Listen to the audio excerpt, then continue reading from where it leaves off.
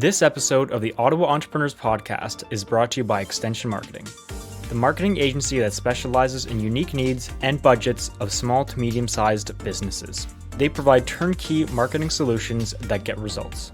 You can find out more today at extensionmarketing.com. Now here's your host, Pat Whalen. Thanks for taking the time to come on our show, Lydia. Really appreciate it. I'm super happy to be here, Pat. Why don't you start off just by introducing yourself and your company, please? Sure. So my name's Lydia Di Francesco, and I'm a workplace wellness specialist. I started my company Fit and Healthy 365 over 12 years ago now, which is pretty wild to think about that I've been doing it for that long. The very short version of my journey is that I started out as a personal trainer. Actually, I started as a group fitness trainer, and then I switched to do personal training. And then over the years have just learned new skills, taken on new challenges, created a ton of content and done programs and trainings. And then in about 2017, I started doing lunch and learn workshops, because what I realized over all those years and working with hundreds of people was that most people were having the same sort of challenges and struggles. And so I thought, well, how can I reach a broader audience and really share a lot of the lessons and tools and strategies that I practiced in my own life.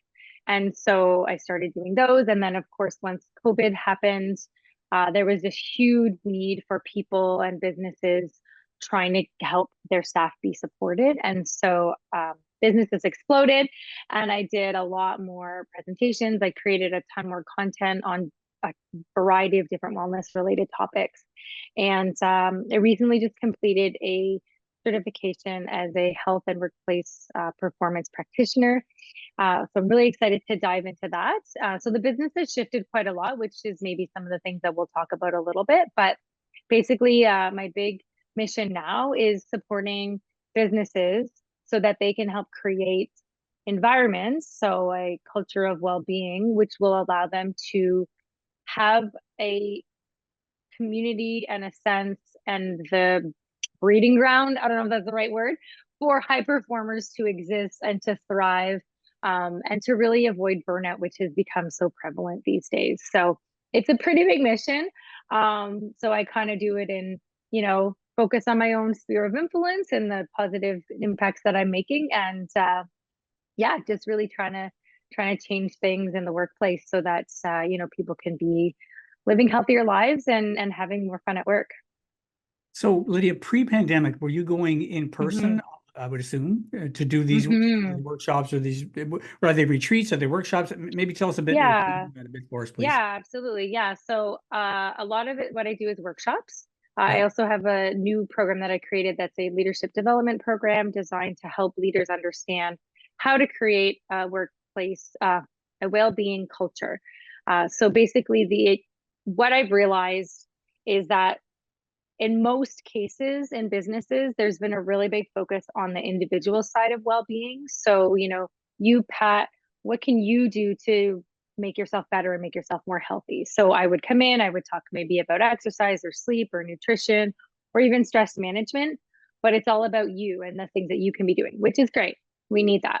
But there hasn't been as much focus on what is the organization doing? What are the workplace factors that are causing people to be really stressed or overwork or overwhelmed, right? And so for me, it's about wellness is more than just a program. Wellness isn't like a checkbox of, well, we provided this one workshop this quarter on mental health, so yay us, right? Wellness is really looking at in your operations, in fact, and how the business is functioning, operating, what are the processes, how's our communication, and how is well-being impacted by that? And then what can we be doing to change things and tweak things so that it actually has a positive impact on people's well-being? So I do some consulting work in that and some leadership training in that as well. And in terms of in-person, obviously before the pandemic, rarely anything was virtual. And of course, since then, I would say it's a bit of a mix depending on the type of work that I'm doing. A lot of stuff is still virtual. A lot of the work I do for the government is often across the country. So, for example, I have an upcoming workshop that I'm giving to employees who are working in the West and Northern regions. And their own workforce in their branch is all over the place. So some people are in Winnipeg, some people are in Vancouver, some people are in the Northwest Territories, and obviously they're not going to fly together, for one small workshop. So I think that it's great that we have this technology that exists now and that's become more mainstream.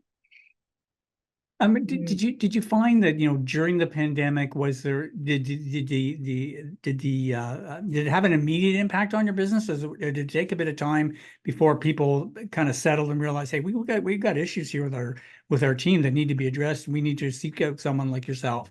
Did it take some time, or was it right away?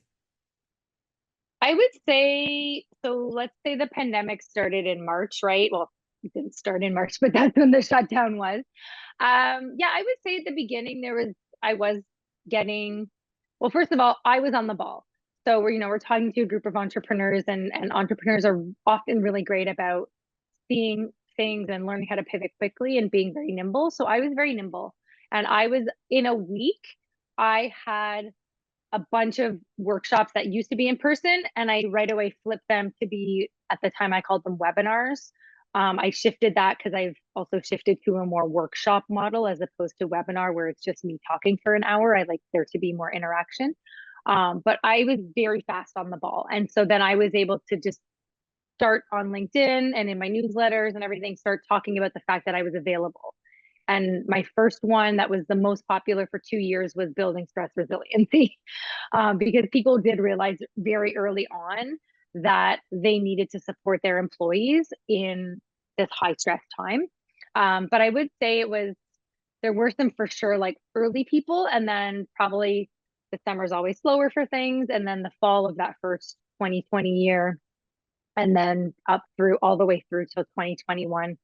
It was definitely quite busy, with lots of people reaching out and realize. And I like to describe it as, I think we were on this track. We were just going at like a turtle pace. And then with COVID, the track of like these well-being conversations got accelerated to, maybe like a bunny rabbit pace. Right? If we think about the turtle and the hare story, right? So the conversations were happening for sure.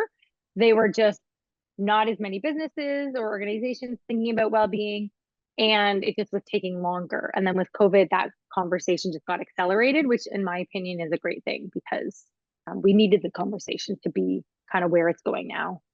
You mentioned you do work in the government, but I assume you're also in the private sector. Yeah. Within the private sector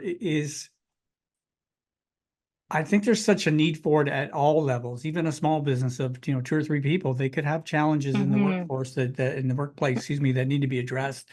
Do you have offerings depending on? I'm thinking of our listeners that may want to reach out to you as an example. So sure, you have offerings at different. A person owns a 10-person operation.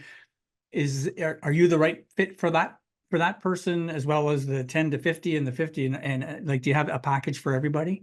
Yeah. Okay. Oh, absolutely. Yeah, for sure. Yeah, I think, for the most part, I'm typically working with businesses that have 30 to 50 plus people. And part of the reason, to be honest, is just budgets. Right? Because I don't obviously do this work for free as much as I would love to, but I do need to make a living too.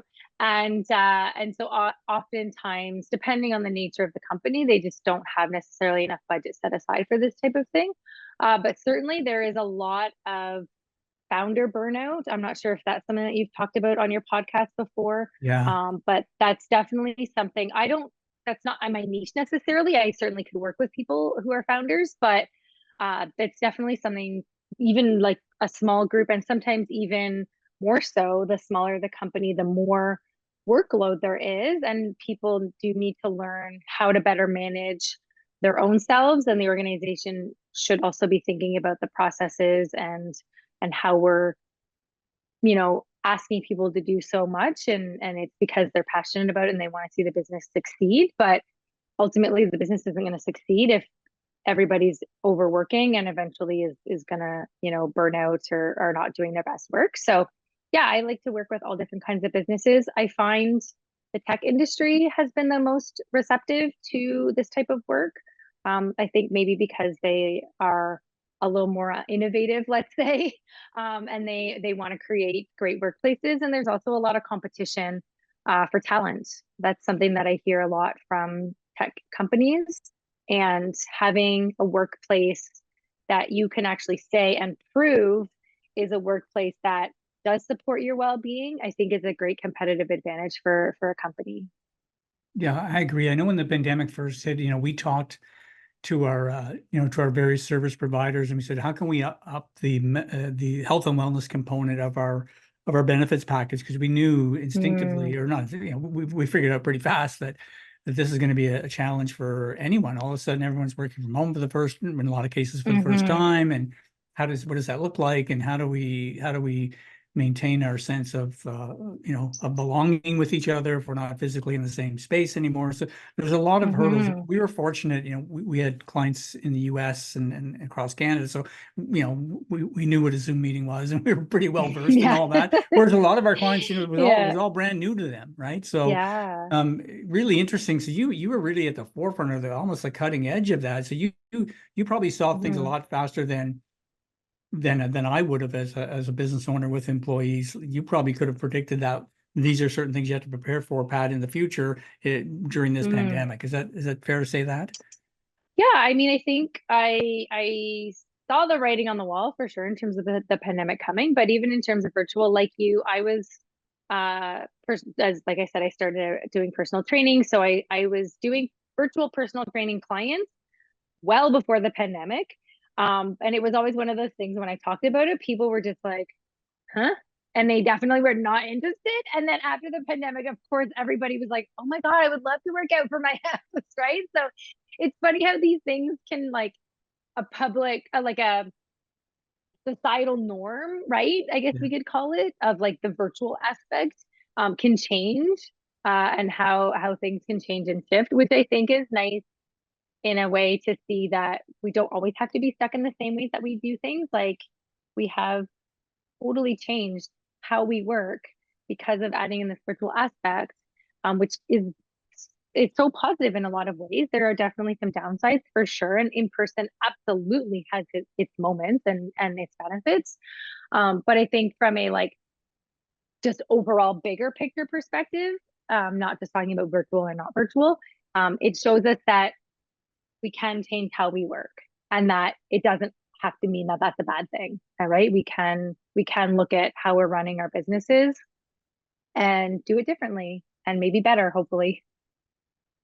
Let's switch gears a little bit and talk a bit about your entrepreneurial journey. You mentioned you've done this now for 12 years. First of all, congratulations. That's Thank you. Any of those big milestones, even someone listening with your first year, if you haven't hit your first year anniversary yet, that's a big one. 3, 5, 10, beyond 10, not too many, every year is a milestone. Did you always know you wanted to have your own business, or like kind of take us through that a little bit? Yeah. No, I wanted to be a lawyer or a diplomat when I was a kid and in high school. And then I learned that being a lawyer was 4 more years after university. And I was like, I like school, but no, that sounds like too much. So I didn't. I actually had a whole variety of careers. If you go on my LinkedIn, you'll see pretty much that they're all there. I've worked in politics. When I was in university, I worked at a call center. I ran a research company. I set up their call center actually. I worked in communications. I worked in marketing. I basically kind of fell into entrepreneurship actually. So essentially how it happened was, like I said, I started as a group fitness trainer, and that started because I saw a poster of, at Good Life, where they were like, oh, we're hiring for body pump instructors. And if you don't know, body pump is just it's one of the classes they offer, which I had been a participant in for many, many years. And on a whim, I was like, I think I'd be good at this. I'm going to try out. So I know one of the things that we were maybe going to talk about was lessons. So I like to say that that's a nice lesson, in that sometimes you just like go for something and try it, and you don't never. I did not, when I tried out for that to be an instructor, I was not thinking 25 steps ahead. I wasn't thinking I want to be an entrepreneur and I want to be in the fitness industry and this is my path forward. That was not even in my mind. I was like, I love this class. I think I'd be good at it. I'm going to just try out. Right. So great lesson there. I tried out, made it, did it, loved it, started a blog because that's what we did back in the early 2010s, and I created a website, all the things. So it became a hobby slash small side business, let's say. Like I said, then I became a personal trainer. And then once I was a personal trainer and doing that more full time, that's when I started thinking more about running my own business. And I was in the industry more and had colleagues who had their own studios and were running their own businesses. And so I was talking more to them about how it worked and kind of looking at numbers and that sort of thing. And I realized that I had some bigger goals and just different things that I wanted to do that I wasn't able to do in the place that I was working. And there wasn't going to be these future opportunities in this place. And so I talked with one of my friends and crunched some numbers, and really just it made sense that I could go into business for myself. It was a very low investment because I wasn't going to get my own studio. So I was going to rent space and just bring some clients with me that I was already training. And so it was a low risk venture, let's say. If for some reason it didn't work out, I could have easily gone back to find other employment at a gym with a steady paycheck and so on. So I sort of went that route, which was, it wasn't, like I said, low risk. And then I, obviously still here, stuck with it. I will have to say, I did almost quit my business 7 years ago. Wow. Because I was just, I was at a place where I felt like I was spinning my wheels, and I felt like I was trying really hard and not getting anywhere. And I had kind of lost a bit of the passion and the drive. And so I thought about for a while thought about quitting. And then I talked to a friend. She said, give it 6 months, figure out what kind of changes you need to make. And then if you're still feeling this way, it's okay. Like, you can absolutely just stop your business. Lots of people do. So I did that, and I'm still here. So it was part of what, if you don't mind me jumping into more lessons. Yeah, absolutely. Please. Part of one of the lessons that I learned in that time was something that you as a marketer will love, and I'm sure you tell to all your clients, which is really, really niche down and really understand who my target audience was. And I wasn't doing that. And even though I had been in business masterminds, I've taken marketing classes, I've learned all about it, I worked in marketing for goodness sake. I just felt I was wanting to help everybody. And by wanting to help everybody, then I wasn't helping nobody, but I wasn't attracting in the right people. And once I got really specific about exactly who I wanted to attract, and I started talking to that person, you know what I mean by that, that's when it became a lot easier to get clients. And so for anybody out there, Pat's probably talked about this a lot, I'm sure, with him, other guests, or by himself. You're not excluding people by doing a niche, and it will absolutely help you bring in more clients when you get more clear about exactly who you're targeting and what their pain points are and how it is that you can help them. Yeah, first of all, that's a really good lesson, and I'm glad you followed up with that last statement, Lydia, because you are right. When we do talk or even internally, quite frankly, for the first 4 or 5 years of running this, we were trying to be all things to all people. It's and anyone listening that's in startup mode, that's just the nature of it. You're trying to bring in revenue, and you're trying to set up systems and process. You have to do that, but at some point, you do have to find your niche and really try to focus on that. But whenever we try to tell this to other people, or even to my internal team, it doesn't mean we're excluding other people. It just means that our marketing efforts and our sales efforts and our language and our branding is focused on that particular niche, and we're going to pick up other people anyway. It's like a target, right? You're going for a bullseye, but you're going to miss occasion. You're still going to catch people outside of that center ring. So everyone seems to, it almost brings a sense of panic to them when you say, do you have a niche? Oh, because right away they're thinking, I'm going to lose all this revenue. Well, no, you're not. You shouldn't anyway, depending how you do Mm-hmm. it. I had somebody, I want your opinion on this. I was talking Sure. about this with a client the other day, and their comment, I didn't really have a good answer for them, was, well, what if this particular niche that I'm going after ceases to exist because of, in their case, it was AI related. So Interesting. how would you address that to somebody that may be listening, thinking, well, I don't want to niche down, because what if that gets eliminated and now I don't have a niche anymore? Yeah, I mean, I think I was gonna say a caveat of like niching down. I mean, you have to niche down to a certain point, but you don't want to niche so small that there's like 5 people who are your potential client, right? I know that's not what Yes. you're asking me, but sorry, I also just want to clarify for people listening that obviously what Pat and I are saying is not you're getting to the smidgiest smidge of clients.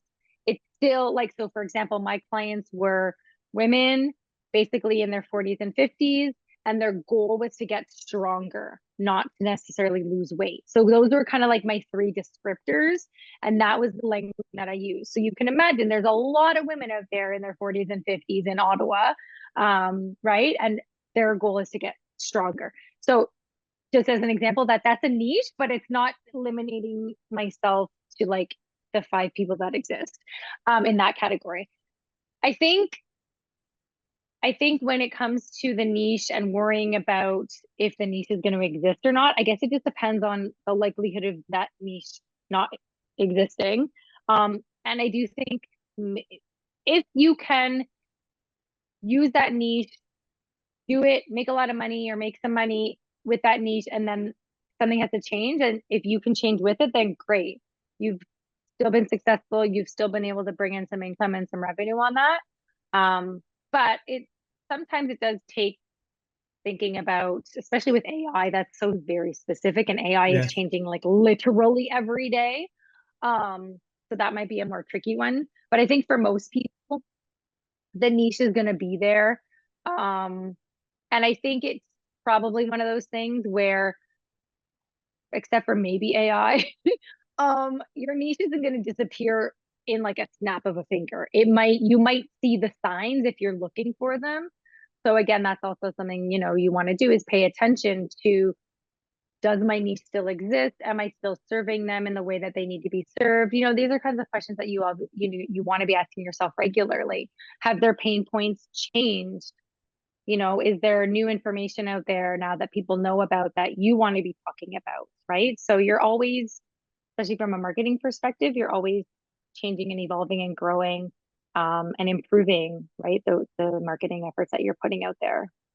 And, for our listeners, just to expand on Lydia's earlier point, it doesn't mean a niche by itself doesn't mean it has to be so finite. I'll give you an example. In our case, our niche, we call it health and wellness. So that's a very broad category, and there's multiple sub categories under health and wellness.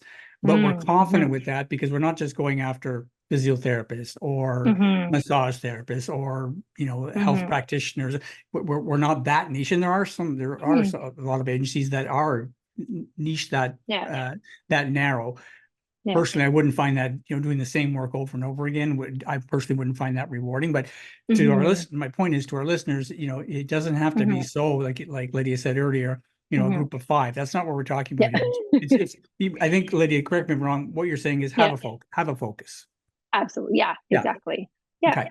Yeah. And what I learned too in my learnings was you can start a bit bigger, and then I find sometimes like you kind of grow with confidence when you see like, oh, this works. And then you kind of narrow a little bit, and then maybe you narrow a little bit more. And so even, let's say, for my category that I described as my example, maybe instead of women in their 40s and 50s, maybe I'm specifically now narrowing to women in perimenopause, right? Yeah. And so again, that's just niching down, but there's still a whole heck of women who are in perimenopause, right? So I find the more I niched, the more I was, and I saw that I was bringing in clients and easier, the more I was like, this is great. I want to niche even more to make it even more tight and more focused. But I find it does come with, even like Pat and I can say, this works. You have to try it to believe it. Yeah, and agreed. see that it actually does work. Because I knew it for so many years. Part of it was my own personal ethos where it's like, I don't want to exclude anyone. I was bullied as a child, and so I was often excluded. And so I think that weird psychology was Yeah. playing into things where like that was holding me back. And I kind of had to like heal or get over that piece and realize that I'm not hurting somebody's feelings by not targeting them. And so some people may have that sort of internal struggle as well. And so, everybody's on their own journey, but highly encourage you to consider doing this if you're not already. So Lydia, for those listeners that are considering starting a business, what advice would you give them? Oh gosh. How much time do we have, Pat? Yeah, there's so many things. I would say a few things are coming to my mind. So one would be talk to others in your industry. There's lots of people out there who are happy to talk to you, even though you may be coming on as a competitor. One of the things that I did want to mention that came across my mind when we were talking is that I have an abundant mindset. It's something that I've learned and developed. So I truly believe that there are enough people out there, like enough clients out there for everybody, right? So I'm always happy to talk to people in my industry. Literally today, I referred a potential client to a colleague because they asked me to do something on a day when I'm not available, and it's a fixed day. They can't change the date. So literally, a gal who is pretty much a competitor, I referred them to her, and I hope that they hire her. And she's referred to me. You know what I mean? So Yeah, have an abundant mindset for starters, but so try and find other people in your industry who also believe that way and will give you advice and tell you maybe some of the mistakes that they made. Also, crunch the numbers. Really have a hard look at your projected revenues. What expenses can you have? Where can you keep your expenses lower? I highly recommend the book called Profit First by Michael. he's got a strange last name. I've got it. It's like a Polish last name, I think. It's a little long. I can't recall it now. Anyway, super, super great book called Profit First. If you just search Profit First, Michael, it will come up. Changed my life, changed my business life. It's basically all about making profit in your business. And I love his point about if your business isn't making a profit, it's a hobby. And I think, especially for like smaller entrepreneurs, like that's very true. And a lot of people don't want to come to that realization, but there are ways that you can be making a profit. So that would be another tip I would have. And one of the things actually that I like to talk about a lot these days is the idea of joy and following the joy. And I mentioned about even how I got into this industry, which was just that I really enjoyed doing this workout class. I mentioned that I've done so many things throughout the years in my business, and all the times of why I changed was because I was doing what brought me fulfillment and enjoyment. And especially as a service provider, like I'm not making widgets, right? I'm dealing with people. I am not going to be giving them my best if I'm only doing it out of rote behaviors, or just because like I think this is the best way to make money, or like I've just been doing it for 5 years, so I should keep doing it, right? If I don't like it anymore, then I change. And that's why I've done so many different things and tried so many different things, is because I grew, I evolved, I learned new skills, and I decided to try something different, right? And I think too often entrepreneurs get locked in that, like, but I've invested so much time. So Lydia, where can our listeners find out more about your company? Yeah, of course, they can check out my website at fithealthy365.com, or find me on LinkedIn. Just search Lydia Di Francesco. I'm very active there, share lots of wisdom, and would be happy to connect with you. Thanks so much for doing this, Lydia. Really appreciate your time today. Thank you, Pat. So happy to be here. If your company or organization is looking to improve your marketing, go to the Extension Marketing website at extensionmarketing.com and book a discovery call today.